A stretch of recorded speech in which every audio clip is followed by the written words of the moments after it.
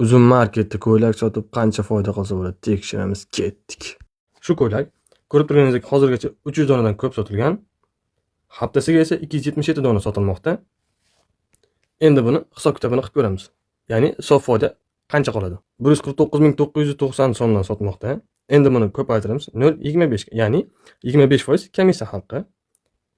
Bunga qo'shamiz 6000 so'm. 6000 so'm bu logistika haqqi. 43497 so'm. Keling buni 43500 so'm deb olamiz. Endi bu tovarni Xitoydan olib keladigan bo'lsak, bizga qanchaga tushadi?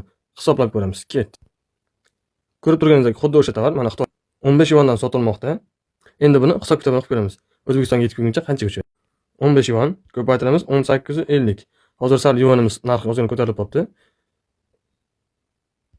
27750 so'm. Xitoyda bu ko'ylagimiz 27750 so'm bo'lmoqda. Buni O'zbekistonga olib kelgunimizgacha 40.000-45.000 galin edi. Keling buni madichuda rasxodlarimiz bilan 50.000 so'm deb olamiz. Endi bu ko'ylagimizni sof foydasini hisoblaymiz. 149.990 so'm, ayramiz 43.500 so'm, ya'ni bu uzumning ulushi. Ayramiz 50.000 so'm.